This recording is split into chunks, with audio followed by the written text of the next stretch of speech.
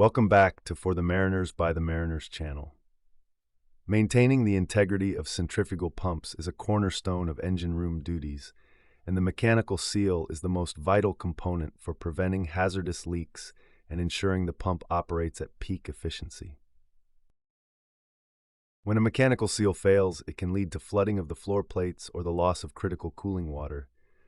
So knowing how to replace it correctly is a fundamental skill for any marine engineer. Before you begin the replacement process, you must follow all safety protocols by isolating the pump electrically and closing the suction and discharge valves to prevent any backflow. Drain the pump casing completely using the drain plug to ensure a clean, working environment. Start the disassembly by removing the coupling bolts that connect the pump shaft to the motor, and then proceed to remove the pump casing bolts. Carefully pull the impeller and shaft assembly out of the housing to gain access to the seal chamber. You will likely need a specialized puller to remove the impeller from the shaft. Once the impeller is removed, you can slide the old mechanical seal off the shaft. Take this time to inspect the shaft sleeve for any signs of grooving, pitting, or wear, because a damaged sleeve will destroy a new seal in a matter of hours. If the sleeve is worn, it must be replaced or machined before continuing. Clean the seal chamber and the shaft thoroughly using a soft cloth and a non-corrosive cleaner to remove all scale and debris. When handling the new mechanical seal, it is critical that you do not touch the polished sealing faces with your bare fingers, as the natural oils from your skin can cause premature failure. Inspect the stationary and rotating faces for any chips or cracks before installation.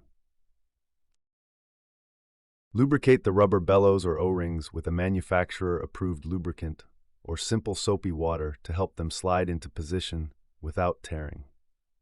Gently press the stationary seat into the pump cover or seal plate, ensuring it sits perfectly square.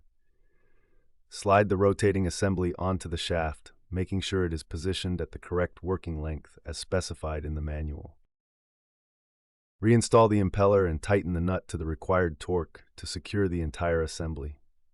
As you slide the shaft back into the pump casing, be extremely careful not to bump the seal faces against any metal parts. Replace the casing gasket with a new one to ensure a tight seal, and tighten the casing bolts in a cross pattern to ensure even pressure. Once the pump is reassembled, reconnect the coupling and check the alignment between the pump and the motor to prevent vibration, which is a leading cause of seal failure.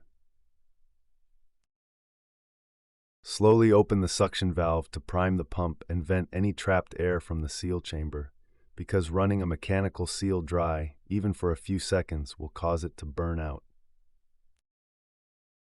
If you found this video helpful, please give us a thumbs up, hit the notification bell, comment, like, share, and subscribe for more insights.